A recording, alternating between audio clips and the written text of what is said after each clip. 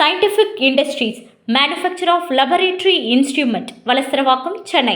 நலம் தரும் நல்லார் சித்த மருத்துவமனை, கிருஷ்ணகிரி, சென்னை. வணக்கம், நான் திருசக்தி சுந்தரராமன் பேசுகிறேன். தொடர்ந்து உங்கள்கிட்ட வள்ளுவம் சேனல் மூலமாக பேசிக்கொண்டிருக்கிறேன். நீங்களும் பார்த்து ரசித்து கொண்டிருக்கிறீர்கள். அதே சமயம் நீங்கள் எவ்வளவு ரசிக்கிறீங்க அப்படிங்கிறது எங்களுக்கு அதிக ஊக்கத்தை கொடுக்கும். அது இன்னும் எங்களுடைய முயற்சிகளை வெற்றிகரமாக்கும். அப்படின்னா என்ன செய்யணுன்னா, நீங்கள் தொடணும். சப்ஸ்கிரைபுன்னு இருக்குது பாருங்கள், அதை நீங்கள் அழுத்திட்டிங்கன்னா போதும். அதை எல்லோரும் தயவு பண்ணி அதை பண்ணிங்கன்னா தொட்டு விட நமது உறவு தொடரும். வள்ளுவம் நேயர்களுக்கு வணக்கம். அரசியல் பேசு நிகழ்ச்சிக்கு உங்களை வரவேற்பதில் மகிழ்ச்சி. என்று மோடி இணைந்திருக்கிறார் மூத்த பத்திரிகையாளர் திருசக்தி சுந்தரராமன் அவர்கள். சார் வணக்கம். சார் வணக்கம். ராபின், நல்லா இருக்கீங்களா? சார் நல்லா இருக்கேன் சார். விஜய் விவகாரத்தில் ஒரு விஷயத்தை நம்ம மறந்து கடந்து போயிட்டோம். என்னென்னா, உதயநிதி அவர்கள் ஒரு கூட்டத்தில் பேசுகிறப்போ சொல்லியிருந்தார், கொள்கை இல்லாத கூட்டம் இப்போ வந்திருக்கு அப்படின்னாரு. அதுக்கு பதில் சொல்லும் விதமாக விஜய் சொல்லியிருந்தார், நமக்கு கொள்கை இல்லையா அப்படின்னு சொல்லியிருக்காரு. தற்குறின்னு சொல்கிறாங்க, நாங்கள் தற்குறி இல்லை, கேள்விக்குறி, ஆச்சரியக்குறி அப்படின்னு சொல்கிறார். சார் எப்படி பார்க்குறீங்க? இல்லை, அதாவது இதே மாதிரி நிறைய பேர் வந்தாங்க அரசியலுக்கு, அதுவும் குறிப்பாக சினிமாலேருந்து வந்தாங்க. உதாரணமாக நம்ம உலகநாயகன் எடுத்துக்கலாம். வரும்போது அவரும் ஆச்சரியக்குறிங்கிற மாதிரி தான் வந்தார். அதுக்கப்புறம் கேள்விக்குறி மாதிரி முதுகு வளைந்து போய் விட்டார். அதுக்கப்புறம் இப்போ நேர்கோடாக ஆகிவிட்டார். சாஷ்டாங்கமாக காலில் விழுந்தால் நேர்கோடு தானே. இப்படி இப்படி இருக்கிற ஆச்சரியக்குறி அப்புறம் இப்படி வளைஞ்சு அப்புறம் அப்படியே விழுந்துருச்சுன்னா அது நேர்கோடு ஆயிடுச்சு. ஆமாம், தரையோட தரையாக. அப்படி உலகநாயகன் இருக்கிறார், வைகோ. நீங்கள் அரசியலில் பொதுவாக சினிமாவிலிருந்து வந்தவர்கள் இன்னும் தனியாகவும் சொல்லலாம். இப்போல்லாம் நிறைய பேர் இருக்காங்க. சினிமாவில் இப்போ பெருசாக எடுபடாமல் போனவர்கள் பட்டியல் மிக பெரிது. சிவாஜி கணேசன், டி ராஜேந்தர், இப்படி எஸ்எஸ்ஆர், இப்படி எவ்வளோ பேர் சொல்லலாம் நீங்கள் அந்த காலத்துலேருந்து. அந்த வகையில் தற்கூறிகள் அப்படின்னு சொல்லும்போது இப்போ கூட சொல்லியிருக்காரு, யார் ஒரு ஆர்எஸ் இவர் டிகே சிலங்கோவன் அவர்கள் அண்ணன் அவர் சொல்லியிருக்காரு, நாங்கள் விஜயுடைய தொண்டர்களை சொல்லலை அப்படின்னு சொல்லாருன்னு பார்த்தா, அவர் ஏதோ சரி சேஃபாக சொல்கிறாருன்னு பார்த்தா, இல்லை நாங்கள் விஜயை தான் சொன்னோங்கிறார். சொல்லி விஜயை தான் சொன்னோம் அப்படின்னு. யாரையாக இருந்தாலும் அந்த மாதிரி தற்கூறின்னு சொல்கிறது தப்பு. அது திமுகவில்.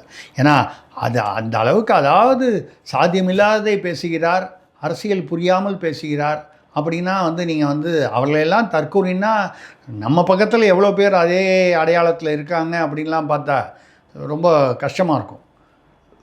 இப்போ நீங்கள் 84 + 7 எவ்வளவு? 91 சார். + 4 எவ்வளவு? 95 சார். இல்லை, 97. இப்படியெல்லாம் நம்ம சைட்லேயே இருக்குல்ல. அப்புறம் நம்ம மற்றவங்கள பார்த்து எதுவும் அனாவசியமாக பேசக்கூடாது. நம்ம அதெல்லாம் அப்படிலாம் பேசக்கூடாது. நம்ம யாரையும் அந்த மாதிரி அவதூறாக பேசுகிறதுங்கிறது ரொம்ப தவறான விஷயம். அரசியலில் தவறுகள் நிகழலாம். அது பேசும்போதோ இல்லை படிக்கும்பொழுதோ இல்லை கருத்து எல்லாம் கூட தவறுகள் வரலாம். அந்த மாதிரி வரும்போது தற்கொலை ஆச்சரியக்குறியாக இருப்பேன். நம்ம ஆச்சரியக்குறியாக அவர் இருக்கணும்னு தான் விரும்புகிறோம். ஓகே, அதிர்ச்சிக்குறி நமக்கு இல்லை, அவருக்கு அதிர்ச்சிக்குறியாக ஆகிவிடக்கூடாது. ஏன்னா இப்போ பாருங்கள், அழகாக என்ன பண்ணாங்க, காங்கிரஸ் அங்கே போய் பேச போகுதுன்னு. அரசியலுக்கு வருவோம் நேரடியாக, அரசியல் களத்துக்கு, தேர்தல் களத்துக்கு. காங்கிரஸ் அவரோட பேசிக்கிட்டு இருக்காங்க. பிரவீன் சக்கரவர்த்தி என்ற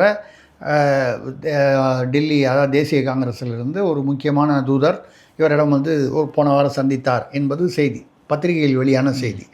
அவரெல்லாம் எப்படின்னா, அதாவது இதுக்குன்னே சில தூதர்கள் வைத்திருப்பார்கள். இந்த மாதிரி விஷயங்களுக்கு அமைதியாக போய் அமைதியாக பேசி உங்களுக்கு என்ன வேணும் அது அந்த மாதிரி பேசுகிறதுக்குன்னே. ரொம்ப அவர்களாம் தலைவர்களாக இருக்க மாட்டார்கள், பிரபலமானவர்களாக இருக்க மாட்டார்கள்.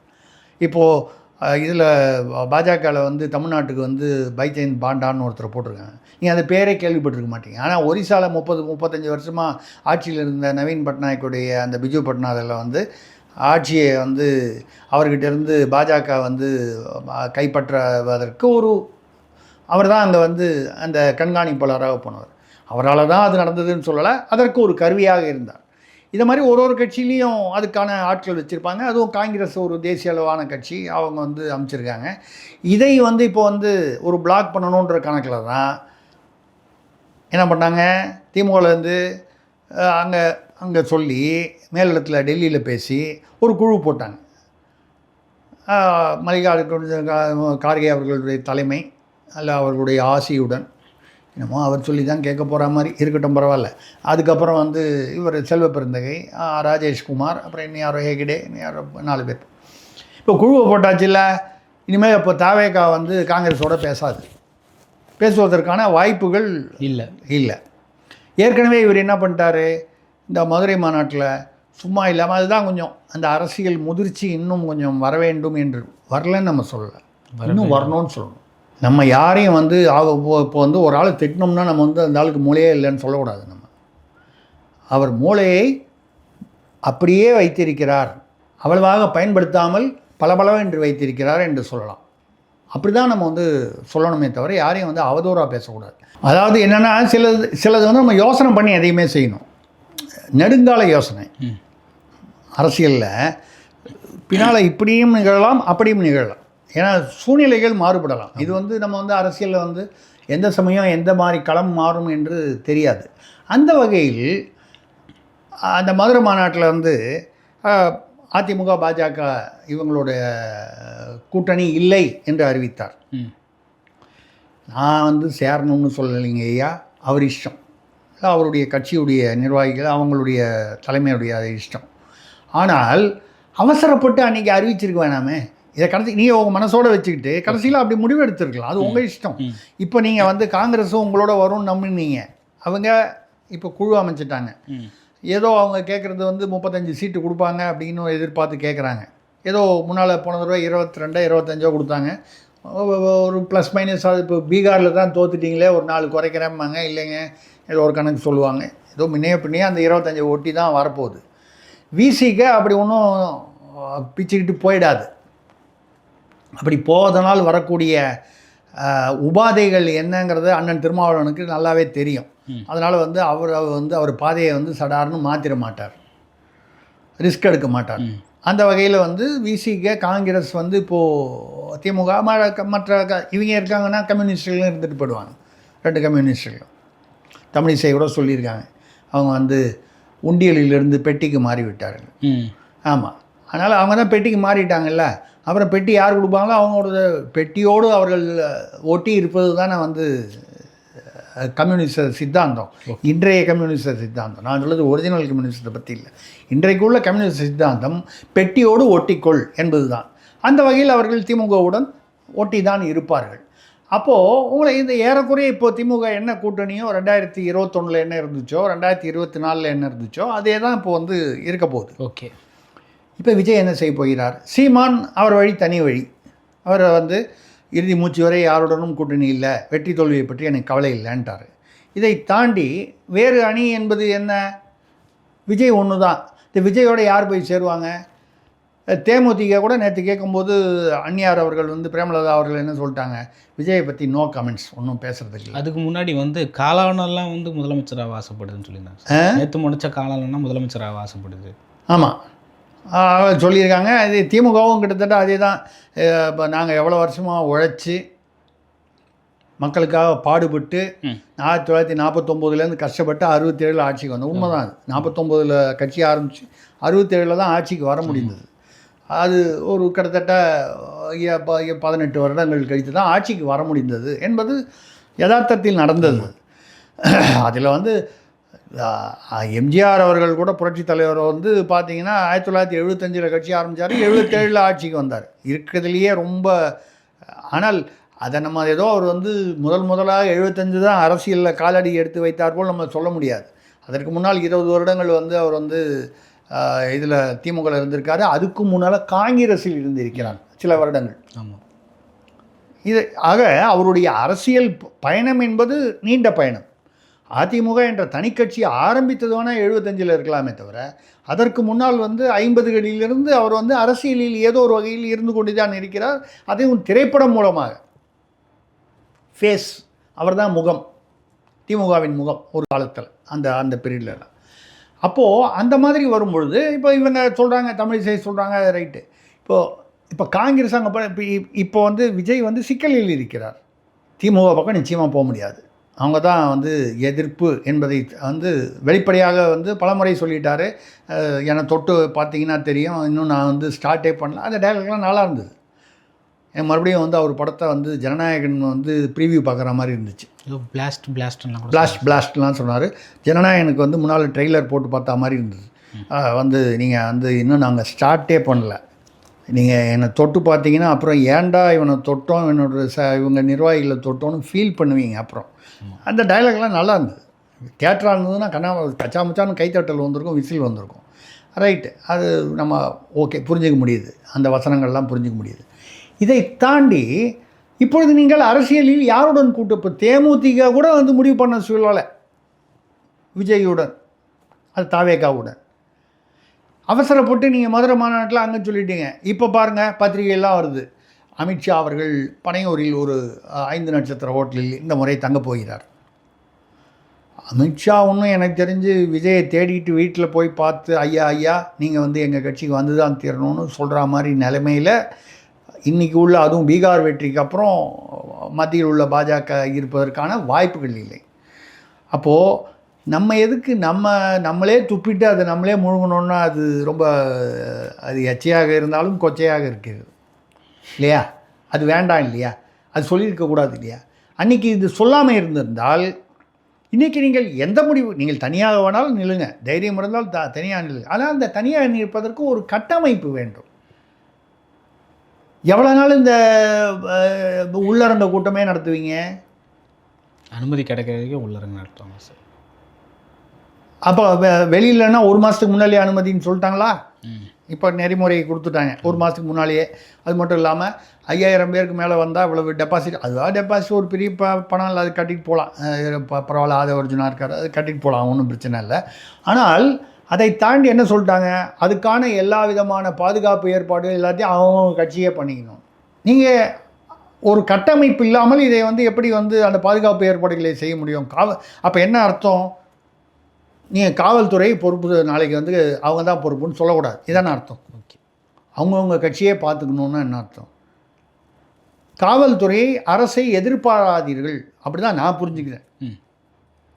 நீங்களே தான் ஏற்பாடு பண்ணிக்கணும்.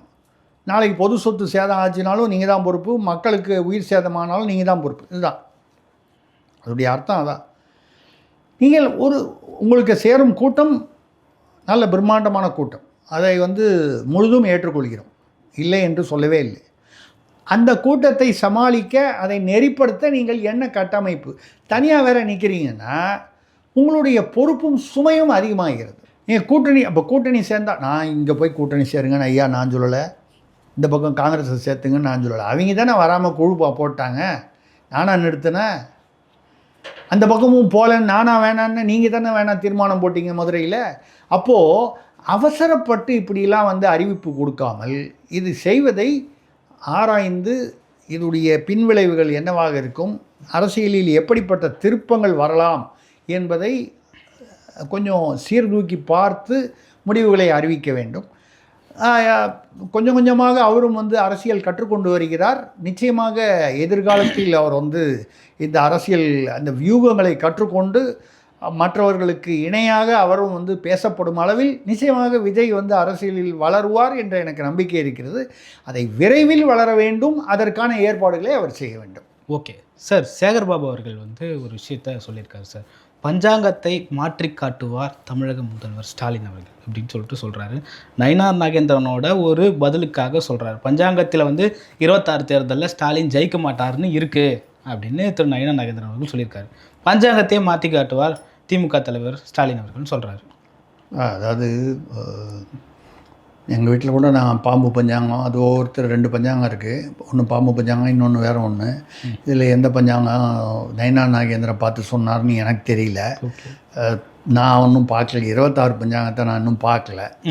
அவர் நயினார் நாகேந்திரன் சொன்னது எந்த பஞ்சாங்கத்தை சொன்னார் என்று எனக்கு தெரியாது. சரி, அப்படியே இருக்குன்னா கூட அதை மாற்றி காட்டுவேங்கிறார் அவர்.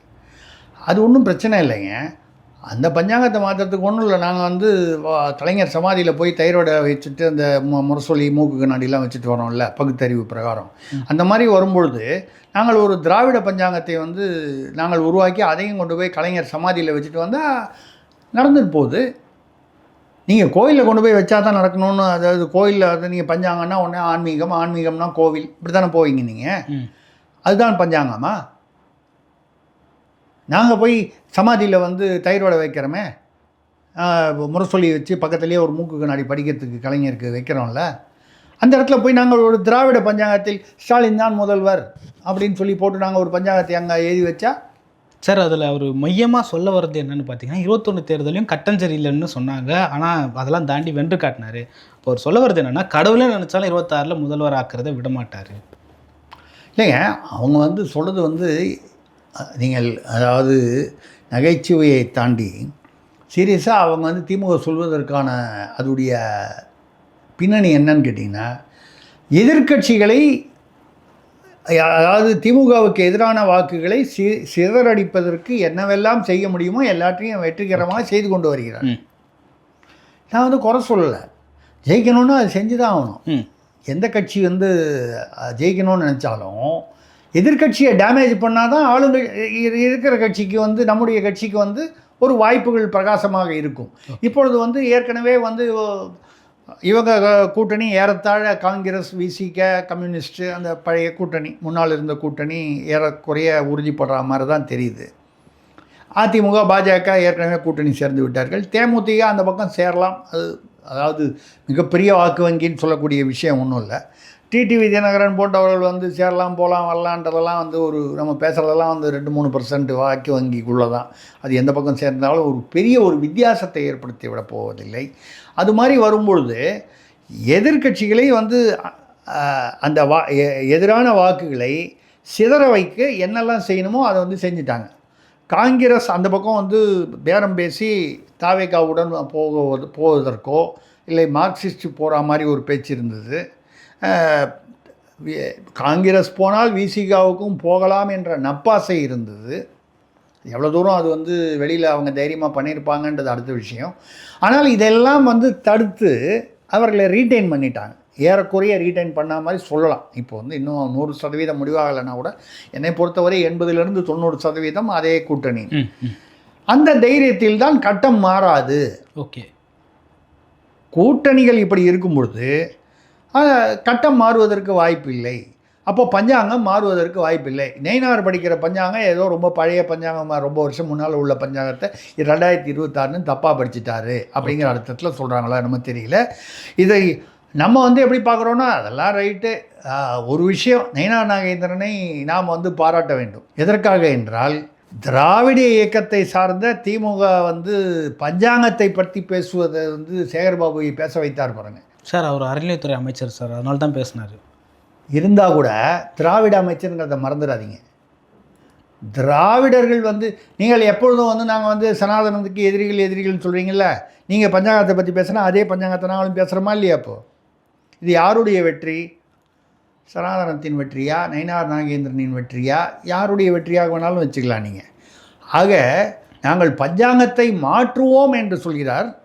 என்னை பொறுத்த வரைக்கும் பஞ்சாங்கத்தை மாற்றுவதில்லை, பஞ்சாங்கத்தில் என்ன எழுதியிருக்கிறது என்று அவரவர் படிக்கிறது தான். இந்த நாஸ்ட்ரடாமஸ்னு ஒருத்தர், அவர் வந்து அப்போவே எத்தனையோ வருஷங்களுக்கு முன்னால், 100 வருடங்களுக்கு, பல 100 வருடங்களுக்கு முன்னால் இவர் தான் ட்ரம்ப் தான் வருவார், இவர் தான் வந்து ஜெயிப்பார் இப்படின்லாம் எழுதினாங்க, மோடி தான் வந்து இத்தனை வருஷம் ஆட்சியில் இருப்பார்னு எழுதினாருன்னு சொல்லி இப்போ எல்லோரும் விளக்கம் தருவாங்க.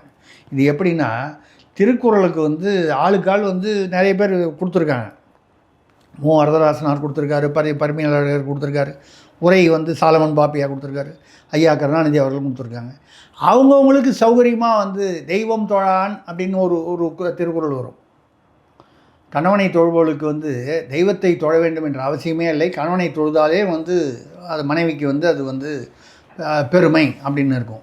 அதை வந்து ஐயா கருணாநிதி எழுதும்போது நீ தெய்வத்தையே தொழ வேண்டாம், கணவனை தொழுதால் போதும்னு வந்து எழுதினார்.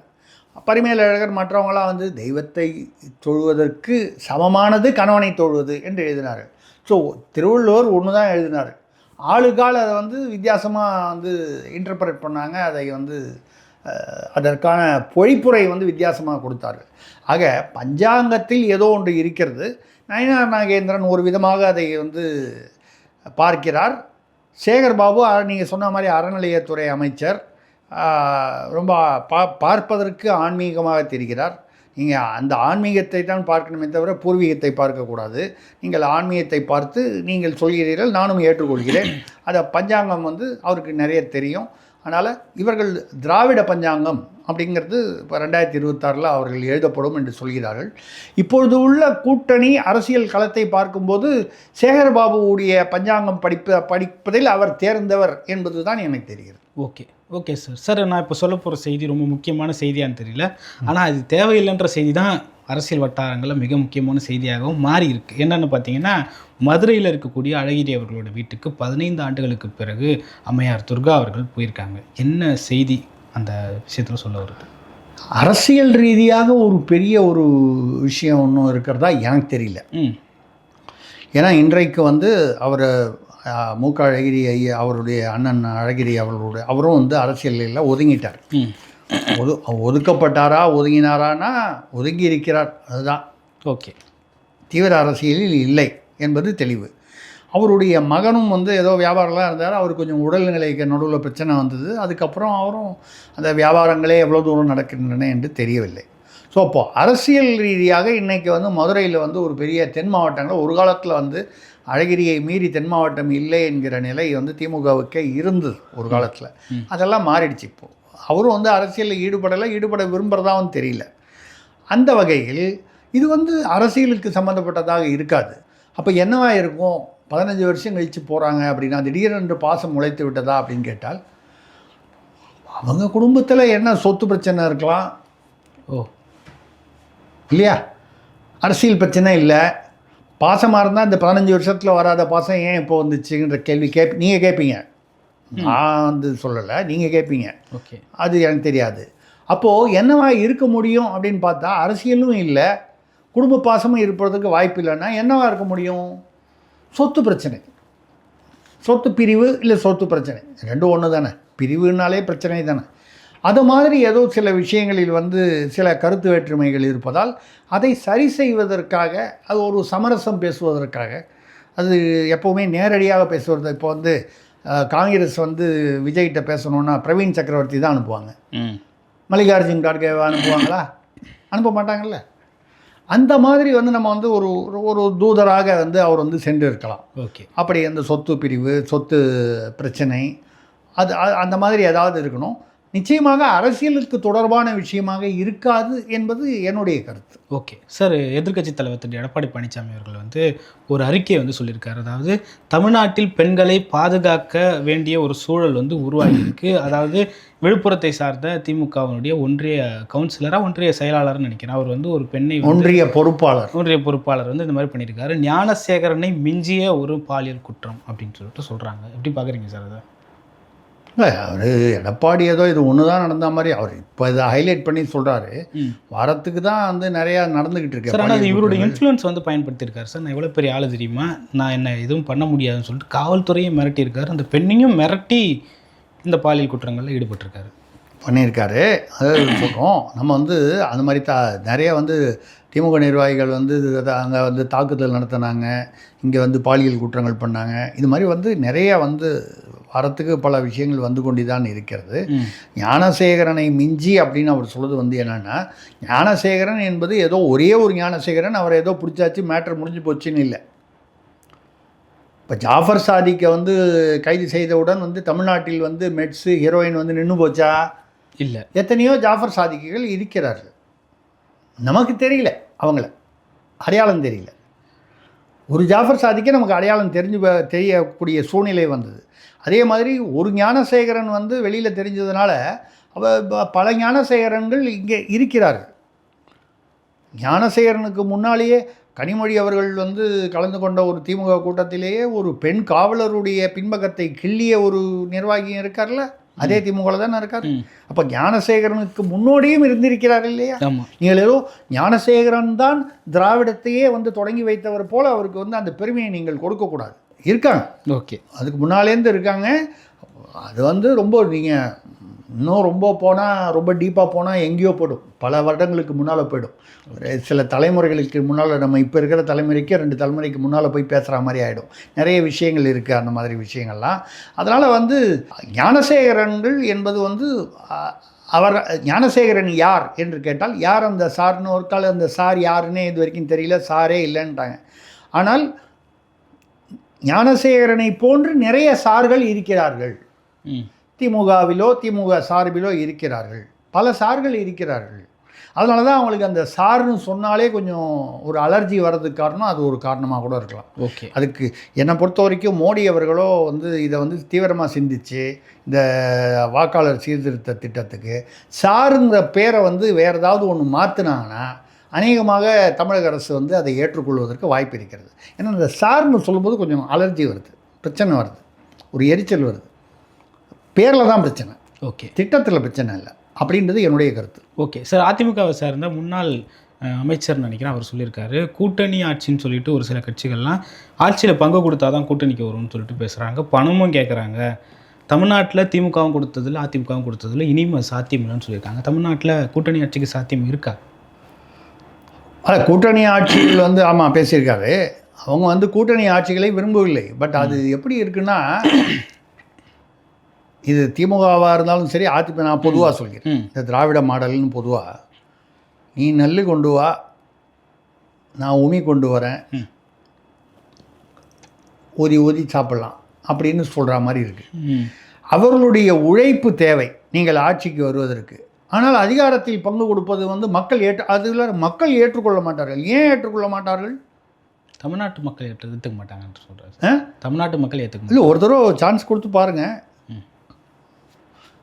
ஏன் எங்கள் அண்ணன் திருமாவுக்கு துணை முதல்வர் ஆவதற்கான தகுதி இல்லை என்று சொல்ல வருகிறீர்களா? பிரதமராகிறதுக்கே தகுதி இருக்குது சார்.